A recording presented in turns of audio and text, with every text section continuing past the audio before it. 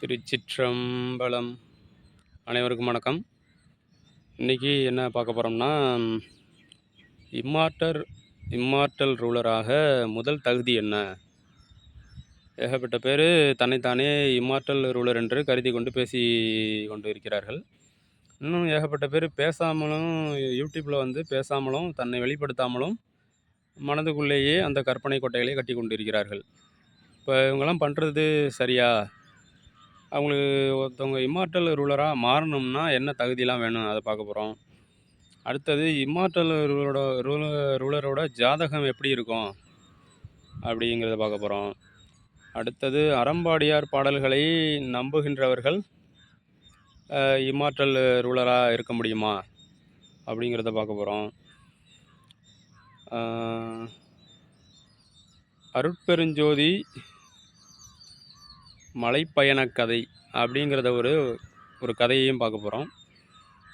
அடுத்தது ஒரு மணி நேரம் தூங்கி தூக்க நேரத்தை தியானமாக மாற்றிக்கொண்டால் 1000 வருடங்கள் வாழலாம். இதில் என்ன சீக்ரெட் இருக்குது அப்படிங்கிறத பார்க்க போகிறோம். அடுத்தது ஓம்கார தியானம் செய்து முருகனாக மாறி பிறக்காதவர்கள் இம்மார்ட்டல் ரூலராக முடியாது அப்படிங்கிறதையும் பார்க்க போகிறோம். அடுத்தது ஆதிசங்கரர் அத்வைதத்திற்கு பாஷ்யம் எழுதும் முன்பு அவர் குரு கூறிய வார்த்தை என்ன அப்படிங்கிறதையும் பார்க்க போகிறோம். இம்மார்ட்டல் ரூலராக ஒரு மனிதன் இம்மார்ட்டல் ரூலர் அழிவில்லாதவனாக மாறணும்னா அவருக்கு என்ன தகுதி இருக்கணும் அப்படின்னா, அவர் முருகனாக மாறி பிறக்கணும். முருகனாக மாறி எப்படி பிறக்கணும் அப்படிங்கிறத சேலம் குப்புசாமி ஐயா அவங்க வள்ளலார் உபதேசங்கள்லாம் பண்ணி வராங்க. அவங்களோட வீடியோஸில் முருகனாக மாறி பிறக்கும் அப்படிங்கிற தலைப்புலலாம் வீடியோஸ்லாம் வந்திருக்கு. அதை போய்ட்டு பாருங்க வேணா. ஒரு மனிதன் எப்படி முருகனாக ஆகிறது, முருகனாக மாறி பிறக்கிறது அப்படிங்கிறத ஒரு அவுட்லைனாக சொல்லியிருப்பார். ஒரு 3-4 வீடியோஸில் அதை பற்றி பேசியிருப்பாங்க. அதை போய்ட்டு பாருங்கள். அடுத்தது முருகனாக மாறி பிறக்கிறது என்னென்னா, நார்மலாக எல்லாரும் ஒரு தாய் தந்தையர் வழியாக தாயோட வயிற்றில் கருவுற்று பிறக்கிறோம். ஆனால் அந்த தேகமானது கால எல்லைக்கு உட்பட்டு ஒரு உரிய காலம் வந்தவொன்னும் வயதின் மூப்புனால் அது அழிஞ்சு போயிடுது அந்த தேகமானது. ஆனால் அழிவே இல்லாத அளவுக்கு மாறணும்னா மூலாதாரத்திலேருந்து குண்டலினி ஆற்றில் எழுப்பணும். அது முருகவேளாக எழும்பி புருவ மத்திய அடித்து அப்போ தான் சாதாரண மனிதனாகவன் முருகனாக மாறுவான். அந்த நிகழ்வு நடக்கும் இடம் புருவமத்தி. அதுதான் முருகனாக மாறி பிறக்கும் வித்தை. அதான் அவுட்லைனாக சேலம் குப்புசாமி ஐயா 2-3 வீடியோஸில் சொல்லியிருப்பாங்க. அதுக்கு உண்மையான அர்த்தம் இதுதான். அடுத்தது இம்மார்ட்டல் ரூலருடைய ஜாதகம் எப்படி இருக்கும்? நிறைய பேர் சொல்லிகிட்டு இருக்காங்களே, நான் தான் இம்மார்ட்டல் ரூலர் அப்படின்ட்டு. சில பேர் சொல்லாமையும் மனதுக்குள்ளேயே வச்சுருப்பாங்க. அவங்களுக்கெல்லாம் இது போய்ட்டு சோதனை பண்ணி பார்த்துக்குங்க. என்னென்னா, இம்மார்ட்டல் ரூலர் அழிவில்லாதவனாக ஒருத்தவன் மாறணும்னா ஜோதிடப்படி அது எப்படி இருக்கணும்? முதல்ல ஜோதிடம் உண்மையாங்கிற சந்தேகம் நிறைய பேருக்கு இருக்கும். ஜோதிடம் மூட நம்பிக்கையா, இல்லை உண்மைதானா, அது அறிவியலா, இல்லை அது நம்புறது வேஸ்ட்டா அப்படிங்கிற நிறைய சந்தேகங்கள் இருக்கும். ஜோதிடம் எப்படின்னாங்க, ஒரு டஃப்பான சப்ஜெக்ட். ஜோதிடம் உண்மைதான். அதை எந்த அளவுக்கு புரிஞ்சுக்கிட்டு அதை கரெக்டாக கணித்து அதை சொல்கிறதுங்கிறது தான் உலகத்திலேயே மிக மிக கடினமான ஒரு செயல். அது கணிக்கிறது தான் கஷ்டம். அதனால தான் கணிப்பு தவறுறதுனால தான் பலன்களும் மாறுது. ஒருத்தர் இப்படி இருப்பாருங்கிறது கரெக்டாக யூகித்து கணிக்க முடியாததுக்கு காரணம் அதில் அனுபவ குறைவு தான். ஜோதிட கலை தப்புன்னு எடுத்துக்கக்கூடாது. அடுத்தது ஒருத்தவன் அழிவில்லாதவனாக இருக்கணும்னா ஜோதிடத்தில் ஆயுளை குறிக்கிற பாவகம் எதுனா 8ஆம் பாவகம். லக்னத்திலேருந்து 8ஆம் பாவகம் தான் ஆயுளை குறிக்கும்னா. அடுத்தது ஆயுளை குறிக்கும் கிரகம் எதுனா சனி. இதில் வந்து 8ஆம் பாவகம் அதிக வலுவாகி குரு பார்வையிலையோ சுக்கிர பார்வையிலையோ அங்கேயே குருவோ சுக்கிரனோ இருந்து அல்லது பௌர்ணமி சந்திரனோ இருந்து அதிக சுபத்துவமாக 8ஆம் பாவகம் இருக்கணும். அடுத்தது 8ஆம் பாவகாவதி அந்த 8ஆம் பாவத்துக்குரிய கிரகமானது அதிக சுபத்துவமாக இருக்கணும். அடுத்தது ஆயுளை குறிக்கக்கூடிய கிரகமான சனி கிரகம் அதிக ஸ்ட்ராங்காகவும் குருவோட சேர்ந்தோ இல்லை குரு பார்வையிலையோ சுக்கிர பார்வையிலையோ அடுத்தது பௌர்ணமி சந்திரனோட பார்வையிலையோ இது மாதிரி சுப வலுவோடு இருக்கணும். இப்படி ஆயுளை குறிக்கக்கூடிய இந்த 3ம் அதிக சுபத்துவமாக யார் ஜாதகத்தில் இருக்குதோ அவர் தான் அழிவில்லாதவனாக ஆக முடியும். இது ஒரு அடுத்தது 2வது ஒரு காரணம். அடுத்தது அறம்பாடியார் பாடல்களை நம்புகின்றவர்கள் ரிமார்டல் ரூலராக முடியாது. இது ஒரு பாயிண்ட் எடுத்துங்க. அறம்பாடியார் பாடல்கள் பொய்ன்னு நான் முந்தைய வீடியோக்கள்லேயே ஒரு 2-3 வீடியோக்கள்லேயே சொல்லியிருக்கேன். அறம்பாடியார்கள் பாடல்கள் வந்து தற்காலத்தில் உள்ளவங்க அதை கற்பனையை கலந்து எழுதி அது அறம்பாடியார் நூல்னு அடுத்தவங்கள நம்ப வச்சு அந்த பாட்டை வெளியிடுறாங்க அப்படின்னு நான் அதில் உண்மைத்தன்மை இல்லைன்னு முந்தைய வீடியோக்கள்லாம் சொல்லியிருக்கேன். அறம்பாடியார் பாடல்களை நம்பி வீணா போனவங்களில் நம்ம மறைந்த துரை அவர்களும் ஒருத்தர். அந்த பழிப்பாவங்கள்லாம் அதை யார் வெளியிட்டாரோ அவருக்கு தான் அது சேரும். பாவம், அவர் அதை போய் நம்பி அவர் வாழ்க்கையை கெடுத்துக்கிட்டார். அதுமாரி இன்னமும் அந்த அறம்பாடியார்கள் பாடல்களை விடாமல் யாரெல்லாம் நம்பி அதை வந்து எடுத்துக்கிறீங்களோ அது அவங்களுக்கு அவங்க வாழ்க்கையில் அது துன்பத்தை தான் தரும். அறம்பாடியார்கள் பாடல்கள் வந்து பொய் தற்கால மனிதன் கற்பனை கலந்து எழுதி அதை வெளியிடுறான். அது அப்பட்டமான பொய். அது சித்தர் பாடல் கிடையாது, அது ஒரு பித்தர் பாடல் அப்படின்னு எடுத்துங்க. அடுத்தது அருட்பெருஞ்சோதி மலைப்பயண கதை. ஒரு கதை சொல்லுவன்ட்டு நான் சொல்லியிருந்தேன். இப்போது சில குரூப் என்ன பண்ணுறாங்கன்னா, அருட்பெருஞ்சோதி ஆண்டவரை நாங்கள் தான் கண்டுபிடித்தோம், அவர்தான் எல்லா கடவுள்களிலும் உயர்ந்த கடவுள், மற்ற கடவுள்களெல்லாம் அவருக்கு அந்த கால் தூசிக்கு அதெல்லாம் எழுதியிருக்காரு தான் வள்ளலார், அதை நான் மறுக்கலை. ஆனால் வந்து அதை சொல்கிறதுக்கு மற்ற கடவுளர்களை மட்டம் தட்டுவதற்கு அதை கூறுகின்றவர்களுக்கு ஒரு தகுதி வேணும். இப்போ வள்ளலார் சொல்கிறாருன்னா அந்த கடவுள் நிலைகளெல்லாம் மேலே ஏறி அவர் போன பிறகு அதை சொல்கிறார். திருவடி நிலையை கண்ட பிறகு இந்த கடவுள்களெல்லாம் தாண்டி மேலே போனால், அந்த கடவுள்களெல்லாம் தாண்டி மேலே போனால் மேறாத நிலை ஏறி நான் அருட்பெருஞ்சோதியோட ஜோதி தரிசனம் கண்டு அருட்பெருஞ்சோதியாகவே மாறி அவரோட ஐக்கியமாயிட்டான் அப்படின்னு சொல்கிறாரு. அவர் அந்த ஸ்டேஜ் ஆன பிறகு தான் கீழான கடவுள்களை மக்கள் வழிபடுறாங்களே, உயர்ந்த கடவுள் ஒரே கடவுள் யாருன்னு தெரியாமல் குழப்பத்தில் இருக்காங்களே, ஒரு தெளிவு கொடுப்போன்ட்டு இவங்கெல்லாம் கீழானவங்க, கடவுள் ஒருத்தர் தான், இவங்கெல்லாம் அவருக்கு கீழே வேலை செய்கிற அதிகாரிகள்னு சொல்கிறாரு. இப்போ சாதாரண மனிதர்கள் வந்து இதை சொல்லலாமா? அடுத்த கடவுள்களை மட்டம் தட்டலாமா? தன்னோட தகுதிகளை மேம்படுத்தி கொள்ளாதவர்கள் இதை வெளியிடலாமா, சொல்லலாமான்னா சொல்லக்கூடாது. ஏன்னா அவங்களுக்கு தகுதி இல்லை. சாதாரண மனிதனுக்கு தன்னை விட உயர்ந்த கடவுள்களை மட்டம் தட்ட தகுதி இல்லை. இது ஒரு பாயிண்ட்.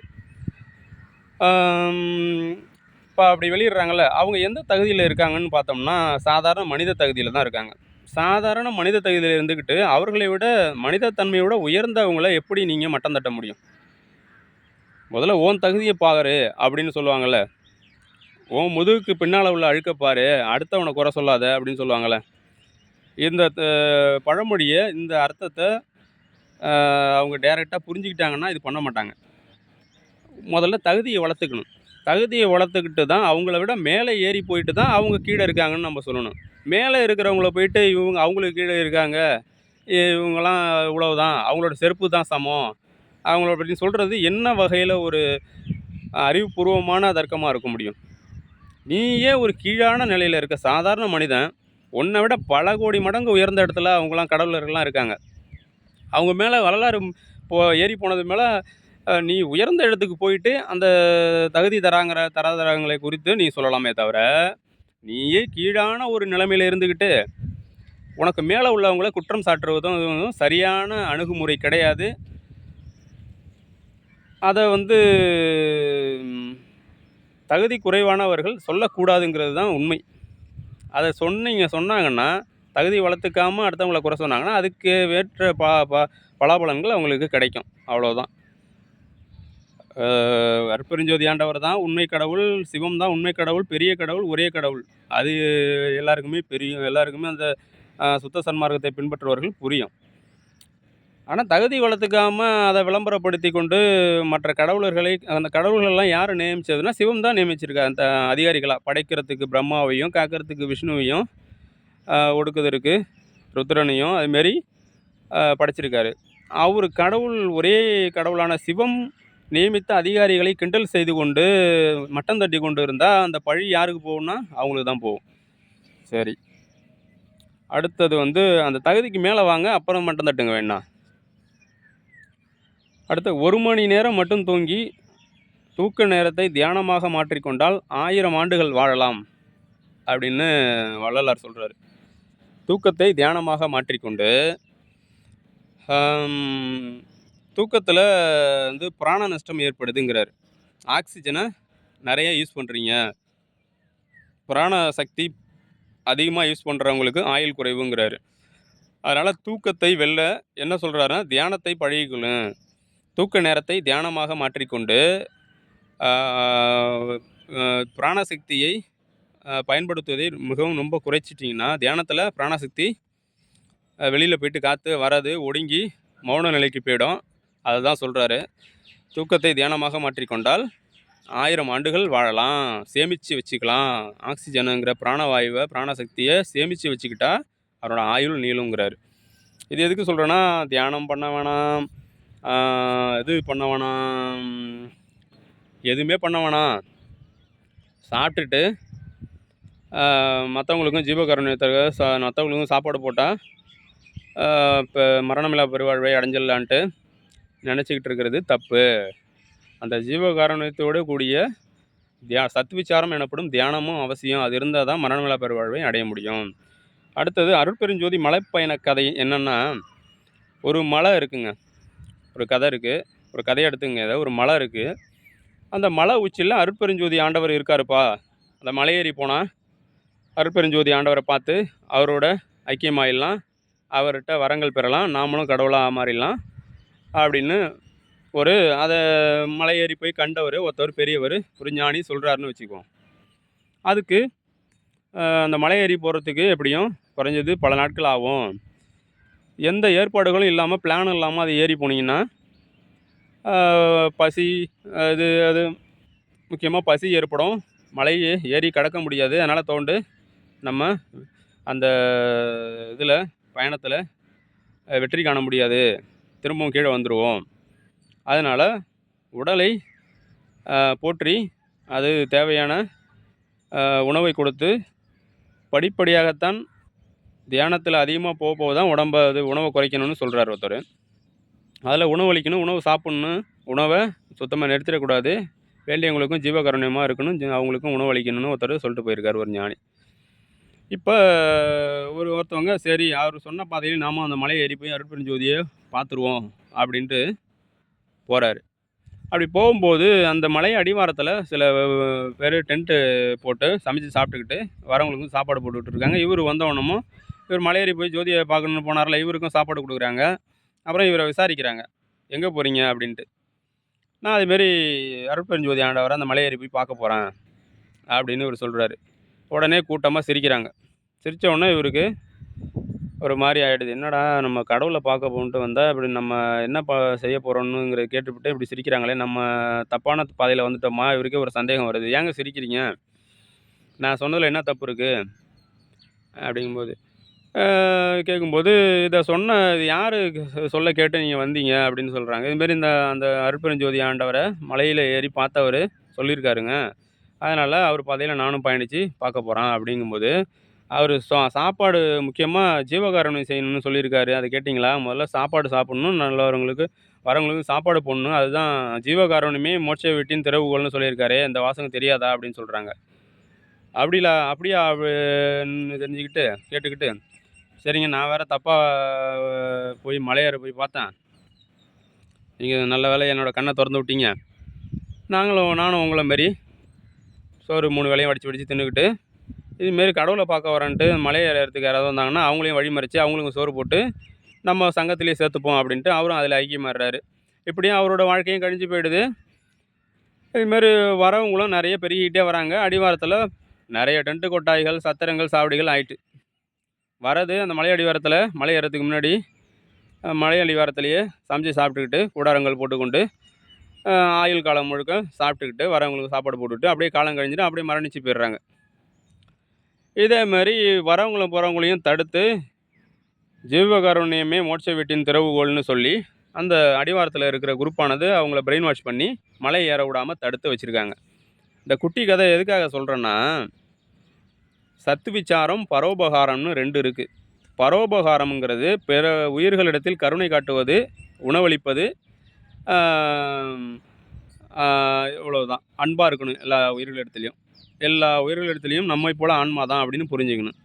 அடுத்தது சத்து விசாரமாகிறது இறைவனிடத்தில் அன்பு செலுத்தி அடுத்த நிலையான தியானத்துக்கு போயிட்டு, இது 2 இதையும் வச்சுக்கிட்டு போனால் தான் இறைவனை பார்க்க முடியும். ஒன்று சத்விச்சாரமாகிய தியானம், இன்னொன்று பரோபகாரமாகிய உயிர்களிடத்தில் கருணை. இப்போ இவங்க என்ன எடுத்துக்கிட்டாங்கன்னா, ஒன்றை மட்டுமே எடுத்துக்கிட்டாங்க. பரோபகாரமாகிய கருணையை மட்டுமே எல்லாவரிடத்தையும் சாப்பாடு போடுறது, நம்மளை சாப்பிட்றது. அந்த அடிவாரத்திலேயே இதை மட்டுமே எடுத்துக்கிட்டு சாப்பிட்டுக்கிட்டு மற்றவங்களுக்கு சாப்பாடு போட்டுக்கிட்டு இருந்ததுனால அந்த சத்துவிச்சாரம்ங்கிறத தியானத்தை விட்டுட்டாங்க. அதனால் அவங்களால அந்த மலை ஏறி போய் அந்த ஜோதியை பார்க்க முடியல. இந்த மலை ஏறுறதுன்னு எதை நான் சொல்கிறேன்னா, தியானத்தில் போயிட்டு 36 தத்துவங்களையும் கடந்து கடவுளை பார்க்குற அதுதான் சொல்கிறேன் மலை ஏறுறதுன்னு. இப்போ இருக்கிற சன்மார்க்கிகள் என்ன பண்ணுறாங்கன்னா, மலை ஏறுறதுல அவங்களுக்கு எந்த இதுவுமே கிடையாது. மலை அடிவாரத்திலேயே கூடாரங்கள் போட்டுக்கொண்டு சமைத்து சாப்பிட்டு கொண்டு கடவுளை நானும் பார்க்க போகிறேன் ஞானி சொல்கிற வழியிலன்னு போகிறவங்களையும் கெடுத்து அதெல்லாம் பண்ண சொல்லலை. ஜீவகாரணமே மோட்ச வீட்டின் திறவுகோல், சாப்பிட்ணும், மற்றவங்களுக்கும் சாப்பாடு போடணும், இதுதான் சொல்லியிருக்காருன்னு சொல்லி அவங்களையும் குழப்பி விட்டு அவங்க அமைப்புலேயே குரூப்லேயே ஐக்கியமாக்கி கொண்டு அந்த அமைப்பு மட்டும் பெரிதளவில் பறந்து விரிந்து போயிட்டே இருக்குது. இது தாங்க தவறு. அந்த அருட்பெருஞ்ஞான ஜோதி ஆண்டவரை வள்ளலார் போய் இப்போ மறைந்து ஊனகண்களுக்கு மறைந்து 150 வருஷம் ஆகியும் இன்னும் அருட்பெருஞ்சோதியை கண்டு மரணத்தை வென்றவர் யாரும் இல்லை. தப்பு எங்கே இருக்குது? 3 வேளையும் சாப்பிட்டுட்டு கஷ்டப்படுறவங்களுக்கு சாப்பாடு கொடுக்கணுங்கிறது ஒன்றை மட்டுமே வச்சுக்கிட்டதுனால தான் இன்னும் யாரும் மரணத்தை வெல்ல முடியல. தியானம் ஓம்கார தியானத்தை யாரும் செய்யலை, அதனால் பண்ண முடியல. அடுத்தது, ஓம்கார தியானம் செய்து முருகனாக மாறி பிறக்காதவர்கள் இம்மாற்றல் ரூலராக முடியாது. நீங்கள் இப்போ யார் வேணால் இம்மாற்றல் ரூலர் ஆகலாம், புரியுதுங்களா? யார் வேணால் மரணத்தை வெல்லலாம். அதுக்கு என்ன தகுதின்னா, ஓம்கார தியானம் செஞ்சு நீங்கள் முருகனாக மாறி பிறக்கணும். அப்படி நீங்கள் அந்த தியானம் வள்ளலார் சொன்ன ஓம்கார தியானம் பண்ணாமல் மாறி பிறக்காமல் நான் சாவை வென்றுடுவேன், நான் தான் இம்மாற்றல் ரூலர் அப்படின்ட்டு நீங்கள் இருந்தீங்கன்னா நீங்கள் காலச்சுழலில் மாட்டினவங்க தான். நீங்கள் காலச்சுழலை விட்டு வெளியே வர முடியாது. அதுக்குள்ளேயே உங்கள் ஆயுள் முடிஞ்சவொன்னும் நீங்களும் முடிஞ்சிடுவீங்க. அவ்வளோதான். அடுத்தது, ஆதிசங்கரர் அத்வைதத்திற்கு பாஷ்யம் எழுதும் முன்பு அவர் குரு கூறிய வார்த்தை. ஆதிசங்கரர் நம்மளுக்கு எல்லாம் தெரியும். காலடிங்கிற ஊரில் கேரளாவில் அவர் பிறந்தார். அவர் அத்வைதத்திற்கு பாஷ்யம் எழுத போகிறன்ட்டு அவர் இருந்த காலத்தில் அவர் குருகிட்ட போய் கேட்டிருக்காரு. பாஷ்யம்னா ஒரு பொருள் உரை மாதிரி விரிவாக அதை புரிகிற மாதிரி எடுத்து எழுதுறது. அப்படி கேட்கும்போது அவர் குரு என்ன சொல்கிறாருன்னா, அத்வைதத்திற்கு பொருள் அந்த பாஷ்யம் எழுத போறீங்கன்னா முதல்ல ஸ்கந்த புராணத்தில் முருகன் பிறப்பு வர இடத்த நல்லா படி, திரும்ப திரும்ப படி. அதை படிச்சுட்டு பொருள் உணர்ந்துட்டு அதுக்கப்புறம் போய் பாஷ்யம் எழுது அத்வைதத்திற்கு அப்படின்னு சொல்கிறாரு. சரின்ட்டு இவரும் போயிட்டு பல முறை அதை படித்து பார்த்துட்டு அதுக்கப்புறம் பாஷ்யம் எழுதுகிறார். இப்போ இதை எதுக்கு சொல்ல வரேன்னா, அந்த ஸ்கந்த புராணத்தில் முருகன் பிறந்த கதையை ஏன் படிக்க சொல்கிறாருன்னா, ஓம்கார தியானத்தில் ஓம்கார பொருளோன் அப்படின்னு முருகனை ஏன் சொல்கிறாங்க, அதை ஓம்கார தியானம் செஞ்சு முடித்தவங்களுக்கு தான் அதோட பொருள் தெரியும். பிரணவ வடிவம்னு முருகனை சொல்கிறாங்கள, அதுவும் அந்த ஓம்கார தியானத்தை செஞ்சு பார்த்தா தான் உங்களுக்கு புரியும். ஸ்கந்த புராணத்தில் முருகனோட பிறப்பை போயிட்டு பாரு, படி, திரும்ப திரும்ப அதை கவனி. அப்போ தான் அத்வைதத்திற்கு பொருள் தெரியும் உனக்கு. மனிதன் எப்படி கடவுள் ஆவது என்பது எப்போ விளங்கும்னா, பெருமானோட பிறப்பை நீ அறியும்போது தான் அது விளங்கும் அப்படின்னு சொல்கிறாரு ஆதிசங்கரரோட குரு. இப்போ அதில் என்ன பொருள்னா, ஓம்கார தியானம் செஞ்சு வேளானது உங்கள் புருவ மத்தியை அடித்து உங்களோட அறியாமையை போக்கி நீங்கள் முருகனாக மாறி பிறந்தால்தான் மனிதனாகப்பட்டவன் கடவுளாக மாற முடியுங்கிறத அந்த மறைமுக பொருள் அதில் இருக்குது. அதை சொல்கிறதுக்காக தான் ஆதிசங்கரரோட குரு இதை சொல்லியிருக்காரு. ஓகே, நன்றிங்க. மேலும் ஆன்மீக தகவல்களை அடுத்த பதிவில் பார்ப்போம். இன்னொன்று, ஜோதிடம் வந்து மூட நம்பிக்கையா அறிவியலாங்கிறத ஜோதிடர்களுக்கே தெரியாத பல ரகசியங்களை அடுத்த பதிவில் பார்ப்போம். நன்றி, வணக்கம்.